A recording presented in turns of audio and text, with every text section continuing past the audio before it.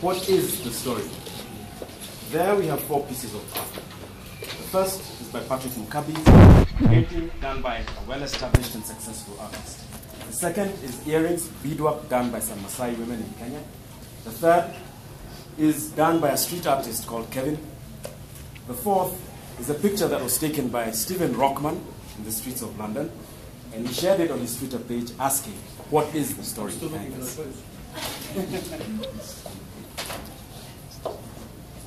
So, we have the creative, we have the creation. In between, we have the story. The story needs to be shared by the creative, and it needs to be communicated to the person consuming the creation. So Creatory is a platform that is engaging creatives to share their story using web, mobile, and SMS.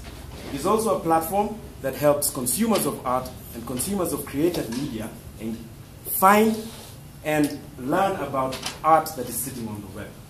That is our homepage. Unfortunately, above there you can see the search button, and you can see a place that says share your story. So creatives can come in there, register, log in, upload their work, and share the story to their communities. And anybody looking for a specific picture will search for that, for the name, using the name of the piece of art or the artist, and get the screenshot of the piece of art, make a comment, engage with it, interact with it, share it to this community, and have fun with it. So Rockman didn't need to ask what the story is. All he needed to do, had this existed at the time, all he'd have done was, using Google goggles, search the picture, send it off, and he would get a reply on it. Now, tell the story. We need to hear the story. Patrick Mukabi, what is his story? He's established, he's successful. Other artists wonder about him. They want to know what he's done, how he's become successful, what is behind him, what was the inspiration, what happened. A group of Maasai women are trying to sell beadwork. The only thing that they have as a platform is local markets and galleries.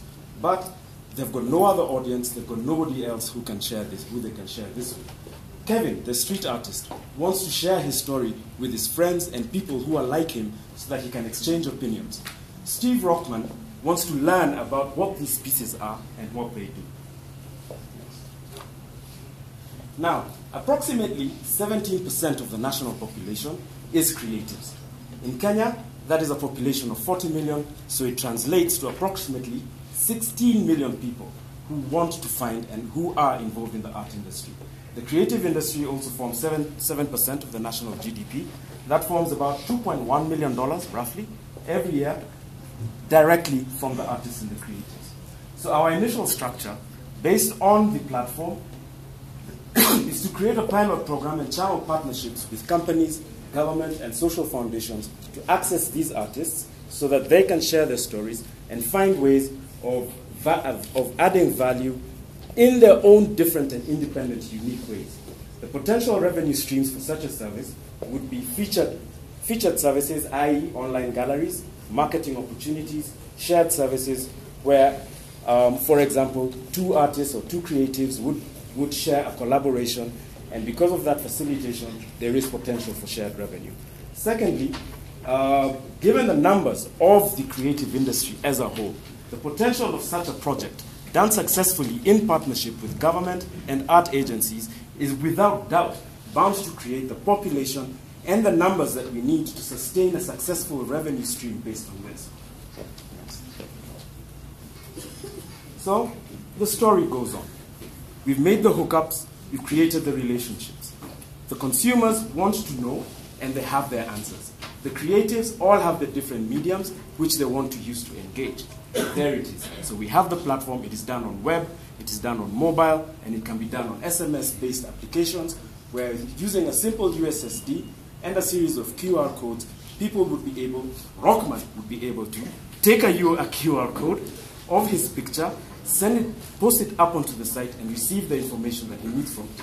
The woman in Narok who does not have a smartphone can access a USSD menu where she would watch the people who are interacting with her art and with her beadwork and communicate with it. Ladies and gentlemen, that's the most disruptive art form that we're going to get today.